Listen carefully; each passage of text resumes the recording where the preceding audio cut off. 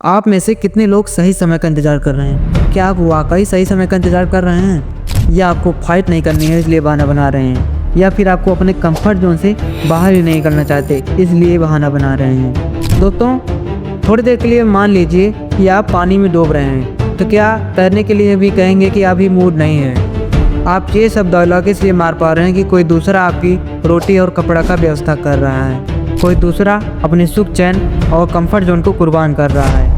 आज मैं आप सभी के सामने जिस विषय पर बात करने जा रहा हूँ वह है असफलता से सफलता की पहली सीढ़ी। ये कोई शब्द नहीं है, बल्कि जीवन का सबसे बड़ा सत्य है।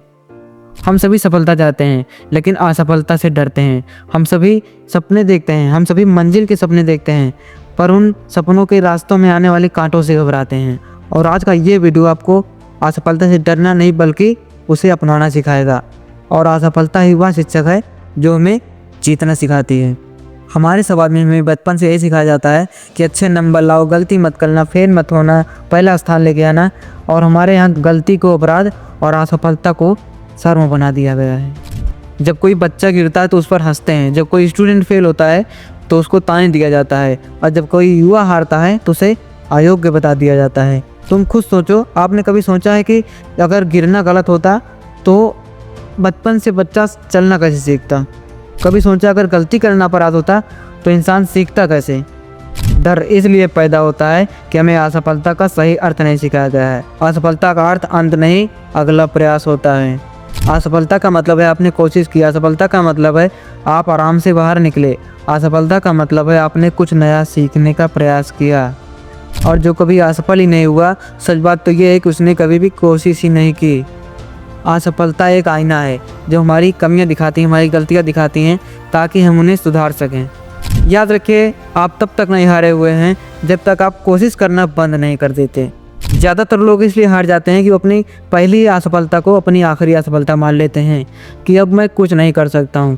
तुमने डॉक्टर APJ अब्दुल कलाम की कहानी तो सुनी ही होगी। वो 1000 बार फेल हुए थे, लेकिन उन्हें कभी अंत करने का नहीं सोचा था। उन्होंने बोला, मैंने 1000 तरीके सीखे जिनसे बल्ब नहीं बनाई जा सकती। तो दोस्तों, चाहे 1000 बार हारो, लेकिन एक बार जीतने का हौसला जिंदा रखना, क्योंकि वही एक जीत आपकी सारी हारों को छोटा बना देगी।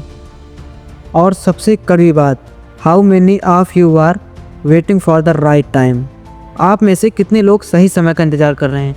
क्या आप वाकई सही समय का इंतज़ार कर रहे हैं, या आपको फाइट नहीं करनी है इसलिए बहाना बना रहे हैं, या फिर आपको अपने कंफर्ट जोन से बाहर ही नहीं निकलना चाहते इसलिए बहाना बना रहे हैं? आप हार जाएंगे तो लोग क्या कहेंगे, इस वजह से बहाना बना रहे हैं, इसलिए आप स्टार्ट ही नहीं कर रहे हैं।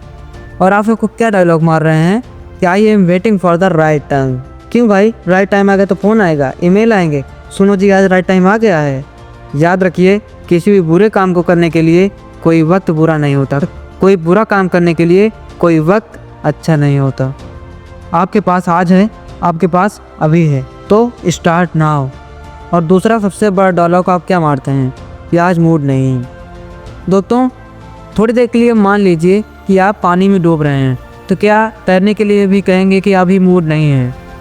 याद रखिए, आप ये सब डायलॉग इसलिए मार पा रहे हैं कि कोई दूसरा आपकी रोटी और कपड़ा का व्यवस्था कर रहा है, कोई दूसरा अपने सुख चैन और कंफर्ट जोन को कुर्बान कर रहा है। कितना भी थका है तो भी बिना बहाने के काम कर रहा है। इसलिए शायद आप घर पर बैठकर मोबाइल स्क्रॉल कर सकते हैं, ये कह सकते हैं कि आज मूड नहीं है।